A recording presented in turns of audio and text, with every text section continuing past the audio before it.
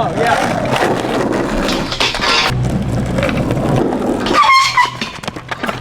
What they were doing off the house, they go I'm down. not playing this anymore. I feel like it was like my one-time thing last time we had this paper. Oh my god. Oh my god. Oh! No. I'm good. Yeah. It's all good. I'm gonna take it easy tonight. Oh my god, dude. Good. Did you get that?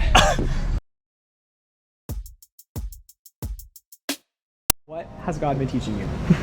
I feel like he's lately been teaching me about like just how faithful he is, and like no matter what I'm like going through, if I stay faithful, like he will show the way. Like my favorite, like I forget, like visualization of what like his faithfulness is, like if you're like, you imagine like you're like a little kid and then you have like a really dirty teddy bear and then but like your dad has like a really clean teddy bear that like they're gonna give you if you just give them like the dirty teddy bear. And like I feel like that's how we are with like friends. Like we have like this group of friends that like could be out like at school, all that stuff, that maybe aren't like, don't go to church, like don't really have like a good faith or anything like that. Like they're off doing parties and all this stuff, just not like a good Christian base. But then like if you would only give up those friends, like you wouldn't even know that like God has these friends that are like way, like in a sense like better, like they have a good Christian base, like you know that they're gonna build you up and not like break you down like your other friends would be. So like basically like giving that dirty teddy bear just for like a new clean one, you know? Yeah. So like that's just really what he's been teaching me. And like I have a couple friends that like go to my school. Like in my school, it's not really the nicest school. Like it's definitely like pretty dirty. Like none of the, like everybody dresses super like scandalous, like all that stuff, which no like offense to anybody who dresses like that, like I get it, but like it could be like really overwhelming because I've been homeschooled for 10 years and then all of a sudden I'm switching my junior year, and like it could be really overwhelming and like really hard to keep your faith. But like I feel as I'm coming into like my more mature faith as I'm getting older, like I'm going to all these different conferences, like actually getting super into like Bible study, like journaling. I really like journaling, so that's kind of how I get more into my faith, because reading isn't really my thing, but like I can do like journaling.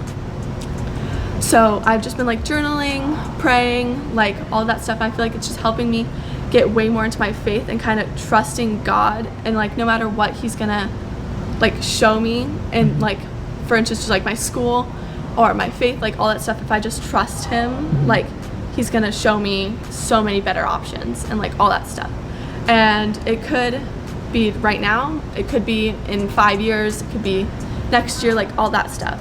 Friends or build those connections at school. You know, you said like your school has like a lot of like people that you like are different than you, and like it was kind of like a shocking experience walking into that. Like how have you handled that personally, but then also like have you started to build those friendships, or what have you like done at your school campus? If that makes sense. I've kind of like I get it, they're different than me. Like obviously I'm like automatically the oddball, but kind of how I get in there is I'm just like kind of like the light of the group. Like I don't act exactly how they do.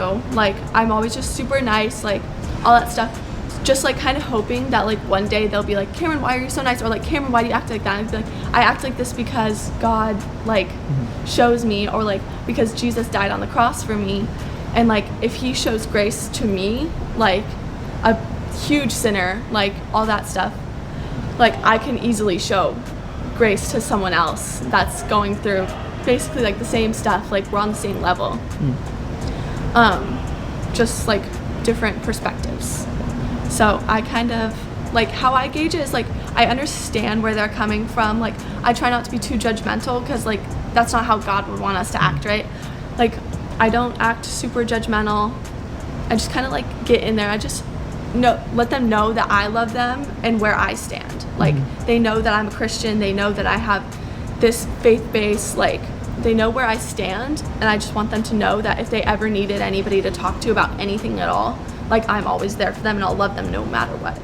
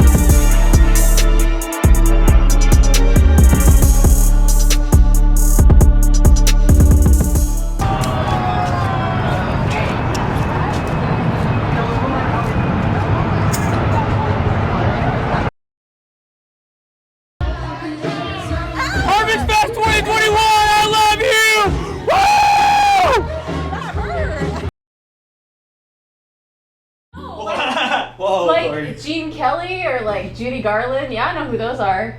That's such a dork. Don't look at Brian. Don't look at Brian. Well, sick. Corey, you're drinking water. That's rad. I'm sorry. No, you're good. Dude, no, it's No. fine. No, you can, dude, drink your water. You know, I can introduce you to a water where you'll never thirsty. The living Yeah. water. The living water, the truth. Okay, anyways, creation. Yeah. The light, Creativity. the creativity, the creation. About what, Corey? Of a creator. Duh. This Okay. stops with Corey, no, big but start. actually. No, okay. So I've got water we on were my like, face. yo, let's film this segment, and we didn't know what to talk about, and then you were like, bro, creativity, the Bible, all that kind of stuff. Where do you want to start? I'm starting. All right. Well, yeah, creativity it's like a super important topic to me, just because you know we're made in the image of a creator, and I feel like all the time, like we kind of have this like mindset in society of like, oh, like I'm not a creative person, but I mean, like different people tap into their creativity differently, but like we have been created in the image of a creator. Like that was the first thing that it's recorded in the Bible that God did, was like he created the heavens and the earth. He is a creator. And if you really think about it, like the birds don't sing to be beautiful or to be the best, like they sing because they were designed to. And like the bees and like beavers, like they don't create these dams and these structures to make art out of it. Like they do it because they were designed to. But humans have this like, it's really a fingerprint of God. It's something that makes us in his image. The fact that we have this draw and this desire to be able to make things out of nothing and to be able to turn ordinary things into art. Yeah. And like that's something that comes directly from God. Like he's the original artist, you know, he invented that. And I think that's really cool. Yeah, the Imago Dei, right?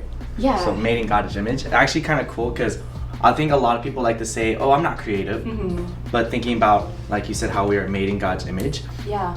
Creativity is like capturing the beauty of God. Yeah. And I think a cool way to be able to capture this beauty, or like when we create stuff as like I write and then you make songs or sing songs, it's things that reflect God's beauty, but in his truth, in his love, and in his grace. Yeah. And so being able to find things or passions or actions that reflect all three of these things is a way that I think a simple person who doesn't really feel like they're creative can do that. So you don't need to identify yourself as, oh, I need to only write, dance, or sing to be creative.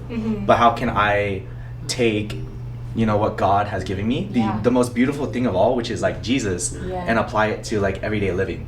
I feel like there's so much art to be found in everyday life, and like art and culture go hand in hand, and it's one of the most fascinating things to me. But like if you think about humans and humanity as like a whole through all of history, like we take these necessary things and we create art out of it. Like everything that is necessary to our living, like we need food, and we've created like culinary arts, and we make our food beautiful. And like we need to be clothed, so we've created like fashion design, and we express ourselves creatively through like what we wear. And it's so cool to me, you know, like that comes from our creator. Like those are fingerprints of a creator that are impressed on our hearts, you know. That's our humanity like showing through, and I love that so much. Yeah, well, I think like one thing that's, so I remember like I messaged you earlier, but I'm reading a book right now called Art and Faith by Mako Fujimori. He's like he's a really like famous artist at like kind of like fine art realm type thing. Yeah. And anyway, so this book is all about like the theology of making, but like one of the things that he goes into is just the idea of like God creating beauty for the sake of beauty, if that makes sense. And then also going into like us as humans, you know, like oftentimes like when you're in church, like our view of God is like, oh, he fixes you and he restores you and that's it, you know what I mean? And like the conversation kind of ends there. It's like you're broken, you need a savior, and God is the savior. But like missing out on the fact that like God also created us and formed us in our own rooms, and his thoughts for us are like abundant, you know? And it kind of has this like whole train of thought where he used like this analogy of like a plumber, and it's kind of like oftentimes we view the church or God as like this plumber coming in to fix the pipes, but like why were the pipes there in the first place? Yeah. And it's like this like beautiful idea that God cares about us enough, and he cares about us as a creation enough to like want to restore and care for us. It's not the fact that we're so broken that we need it, but also the fact that like he created something beautiful and wants to bring that to life again, you know, which is really cool. And so all this just like resonates around this idea, and like how beauty isn't just like a whatever thing, but it's like a part of like God's plan for the world, you know. And it's like, sorry, I don't mean to like talk way too much, but I can go for hours on this stuff too. But like the best way that like this has been shown to me recently is like I made a cup of coffee the other day, and I know it sounds like an absolute joke, but this is one of the best cups of coffee I've ever made in my life. I'm like a third grade coffee fanatic. Like I'm in it, okay. And I made this cup of coffee, and I wasn't expecting much from it, and I made it, and it was like by far one of the best cups of coffee I've ever had in my life. Like literally it was like groundbreaking, and it was like one of the most beautiful things like I've experienced. You know what I mean? And I'm like sitting here and I'm like drinking this cup, and I literally like took a moment. I was like, thank God for this. And I was like, but like in like a joking way, but also in like a serious way, like this cup is so freaking good. And I was like, God, thank you for this. But then it made me, sorry, I'll end in just a second. But it made me think about like how, like now take it a step further, it's like if you're into the whole coffee culture thing, whatever, but like there's somebody who planted this seed, you know, and then there's somebody who like the coffee plant grew, and then somebody harvested it, and then somebody like shipped it and put it on a thing, and like somebody then like bought the beans, and then they roasted them at the store, and then they brewed them, and then I came together and I brewed the coffee in a certain way to make it like this really beautiful cup. And just seeing that like all of these people and all of this process all happened for me to have a cup of coffee that literally did nothing but just made me happy, you know. And it's this idea that like the cup of coffee isn't going to change the world. It's not going to be something that brings like world peace together is through the flavor of a cup, but it was like one of those moments where I like experienced beauty in a really unique way, and made me think of like just how great our God is, you know. It's like it's really just a cup of coffee, but it's like the levels to that and how beauty is so prevalent inside of our lives, you know.